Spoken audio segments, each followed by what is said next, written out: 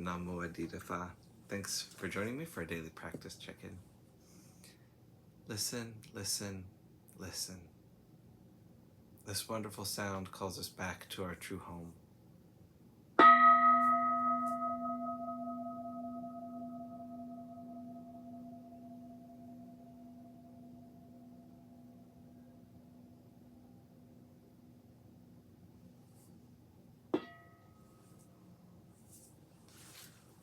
The fifth mindfulness training. Aware of the suffering caused by unmindful consumption, I vow to cultivate good health, both physical and mental, for myself, my family, and my society, by practicing mindful eating, drinking, and consuming. I will ingest only items that preserve peace, well-being, and joy in my body, in my consciousness, and in the collective body and consciousness of my family and society. I'm determined not to use alcohol or any other items that contain toxins, such as certain TV programs, magazines, books, films, and conversations.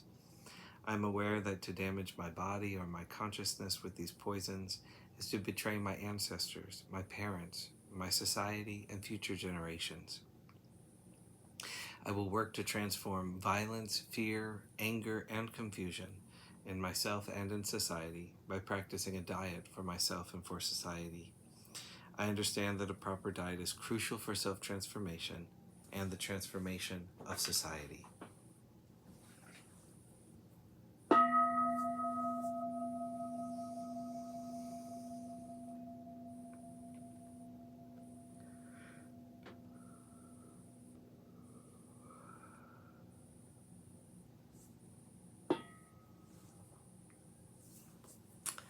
For our Dharma lessons, we've been reading Everything We Do Matters by the Venerable Wuling, and we're continuing in Chapter 8, Transforming Greed and Anger. When we become angry, nothing positive is accomplished, nothing is resolved, nothing at all. If we respond in anger, that anger will grow more tenacious, more frightening. But responding with logic while the other person is angry may not help to diffuse the anger either. Logic is very often the last thing an angry person wishes to hear. We have been there ourselves.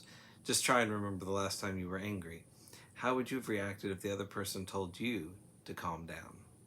It's very rare that a person can say to us, "Please do not be angry," with any real effect, especially when we are practically fuming.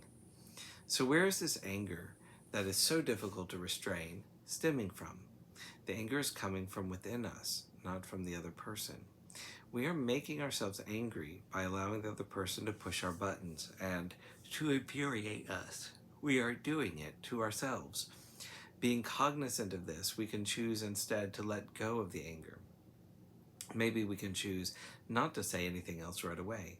Maybe we can count to 10 or take deep breaths. Maybe instead of replying angrily to them, we can simply say, "Mille fois." Maybe we can say nothing. Or if nothing else seems to work, we can quietly withdraw. Usually in this way, the other person's anger will die down more quickly because we're not responding to them. Later on, we can try talking to them. We could ask what we did to upset them and possibly apologize for having done so. Often all the other person needs to hear is, "I'm sorry." This may be enough to control, reduce, or diffuse the anger on their part. Anger makes us miserable, guilty, and upset, as we cannot sleep or concentrate. More than likely, the other person feels equally unhappy, upset, and unsettled.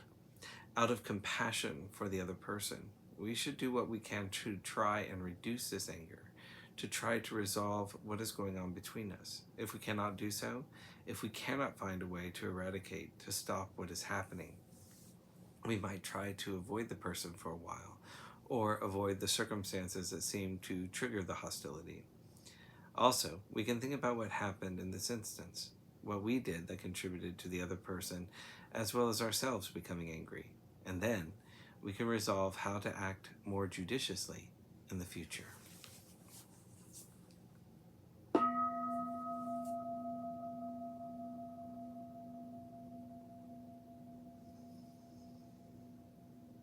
May all beings be well.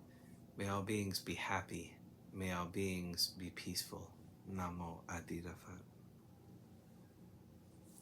Thanks so much for joining me today.